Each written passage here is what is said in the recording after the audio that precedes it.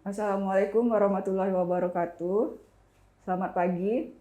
Pada pagi ini kita akan memperagakan skill lab pemeriksaan telinga luar, di mana pada pemeriksaan telinga luar ini terdiri dari pemeriksaan auricula atau daun telinga, kemudian liang telinga, termasuk juga membran timpani atau gendang telinga. Jadi pada pemeriksaan ini nanti kita akan melakukan menggunakan lampu kepala dan juga otoskop.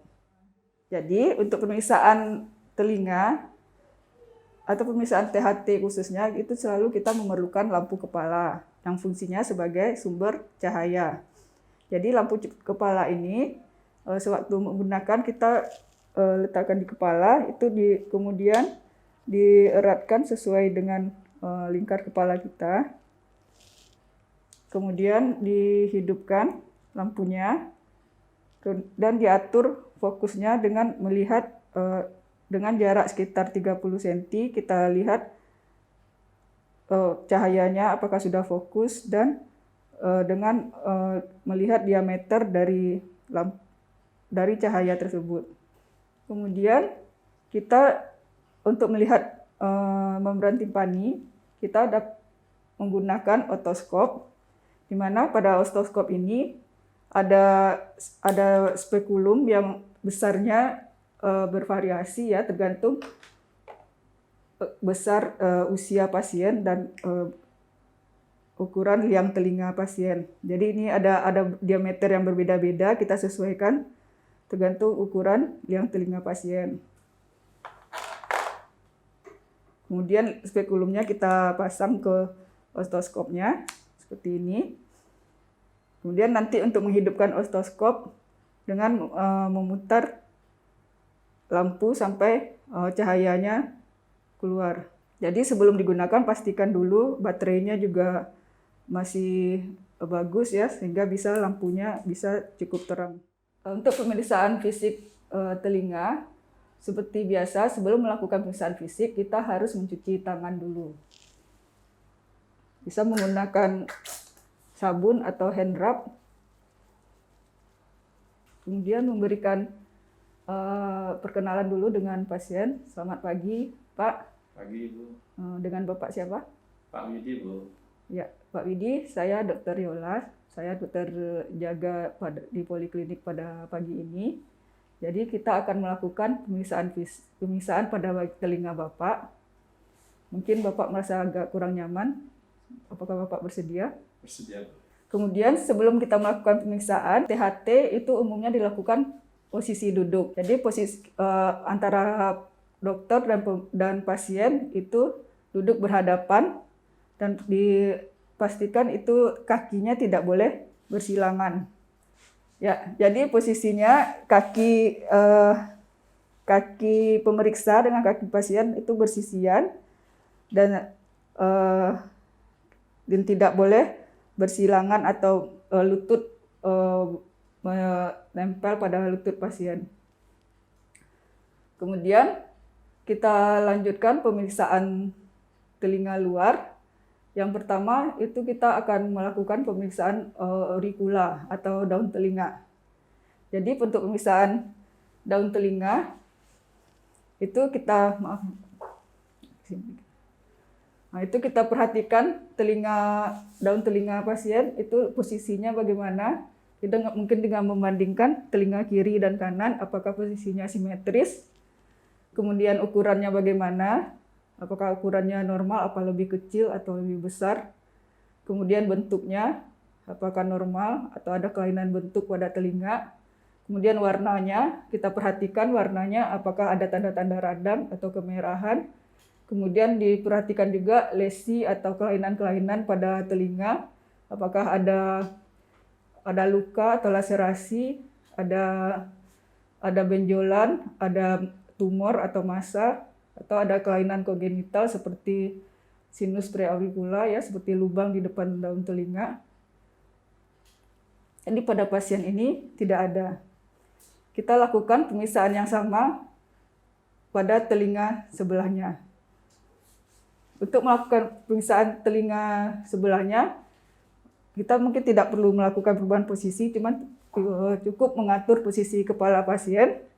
Ini dengan melihat meminta pasien memalingkan mukanya, jadi kita perhatikan daun telinga sebelahnya, sama seperti tadi, posisinya, bentuknya, ukuran, kemudian warnanya, kemudian apakah ada lesi lain-lainnya, apakah ada tanda radang, ada pembengkakan, ada laserasi, atau ada massa atau tumor. Jadi pada pasien ini daun telinganya normal. Liang telinga pasien, jadi sebelumnya kita pakai lampu kepala dulu. Tadi lampunya sudah dipaskan dengan posisi kepala. Kita posisikan untuk memudahkan melihat ke dalam liang telinga pasien. Jadi lampu harus sejajar dengan telinga pasien. Kemudian daun telinganya kita untuk periksa liang telinga ini, karena liang telinga pasien itu kan tidak lurus ya, di dalam itu posisinya berkelok, jadi harus ditarik ke posterior superior atau ke atas belakang. Jadi sambil ditarik, kemudian juga bagian tragusnya ini dilebarkan supaya liang telinga dapat terlihat jelas. Jadi di sini kita menilai liang telinganya apakah lapang atau sempit. Biasanya kalau liang telinga lapang itu kita bisa melihat jelas sampai ke membran timpani. Kemudian diperhatikan dalam liang telinga itu apakah ada tanda-tanda radang ya, apakah di dinding liang telinganya, apakah ada pembengkakan, warnanya apakah hiperemis, kemudian apakah ada serumen, ada benda asing, atau ada sekret di liang telinganya, mungkin juga apakah ada tumor, itu diperhatikan. Jangan lupa untuk pemeriksaan tetap pada telinga kiri dan telinga kanan. Dan telinga kanan juga begitu, kita tarik ke atas belakang sambil bagian depan, bagian tragusnya ditarik ke anterior, kemudian dilihat di lampu kepala difokuskan sinarnya sampai ke membran timpani. Dan dinilai hal yang sama seperti tadi. Kemudian untuk melihat membran timpani secara lebih jelas, kita menggunakan otoskop. Jadi otoskop ini dipegang caranya seperti memegang pensil, seperti ini ya.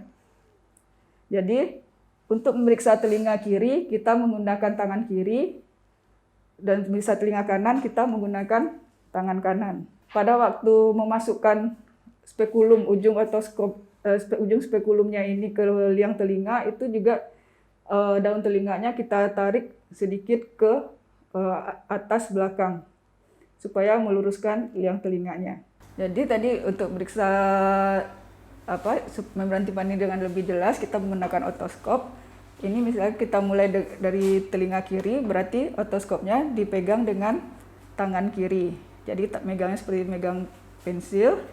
Kemudian kita tarik aurikulanya ke posterior superior atau ke atas belakang.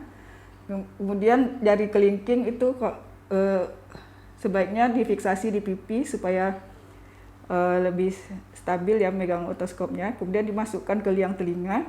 Jangan lupa otoskopnya dihidupkan dulu ya. Jadi setelah masuk itu baru kita dapat menilai membran timpaninya. Ya, kalau udah selesai kita buka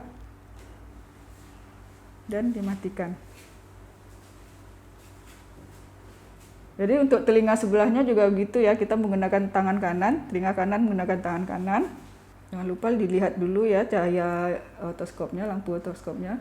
Kemudian ini ditarik, kemudian baru dimasukkan. Sampai nampak membran timpaninya, baru setelah dinilai baru kita keluarkan lagi. Jadi di sini untuk yang dinilai pada membran timpani adalah apakah membran timpaninya itu utuh atau intak, atau ada namanya perforasi atau ada lubang pada membran timpaninya. Kemudian kalau membran timpaninya utuh, biasanya kalau normal itu membran timpaninya utuh. Kalau membran timpaninya utuh, kita nilai lagi warnanya bagaimana. Kalau normal itu warna membran timpani adalah warnanya putih seperti mutiara. Sedangkan kalau ada kelainan mungkin kita pada otitis media biasanya kita nilai lagi warna membran timpaninya, ada yang hiperemis atau kemerahan, mungkin ada juga yang bengkak ya atau bulging. Kemudian dinilai juga refleks cahayanya. Normalnya itu pada membran timpani pada telinga kanan refleks cahaya arah jam 5, sedangkan pada telinga kiri refleks cahaya arah jam 7. Kemudian kalau membran timpaninya bolong atau perforasi, kita perhatikan juga jenis perforasinya apakah ada di tengah atau sentral, marginal atau di atik. Kemudian diperhatikan juga apakah ada sekret atau cairan yang keluar dari membran timpani tersebut, dari celah atau perforasi membran timpani tersebut. Jadi tadi kita udah memperagakan pemisahan telinga luar. Jadi sebagai kesimpulan, jangan lupa itu pemeriksaan telinga luar ini yang diperlukan adalah lampu kepala, kemudian juga otoskop. Dan yang perlu diingatkan juga kalau untuk pemeriksaan telinga luar ini kita akan memulai pada telinga yang sehat terlebih dahulu. Jadi kalau misalnya pasien mengeluh nyeri pada telinga kanan, jadi kita lakukan pemeriksaan pada telinga kiri terlebih dahulu supaya mengurangi mencegah terjadinya pasien tidak kooperatif, karena kalau langsung pada telinga yang sakit biasanya nanti pasien merasa tidak nyaman sehingga tidak mau lagi diperiksa telinga sebelahnya. Mungkin cuma itu, kita tutup skill lab kita pada pagi ini. Assalamualaikum warahmatullahi wabarakatuh.